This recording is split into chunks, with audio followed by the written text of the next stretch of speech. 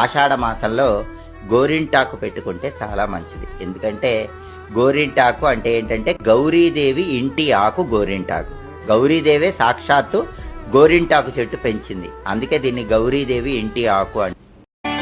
రామ చక్కని సీతకి అరచే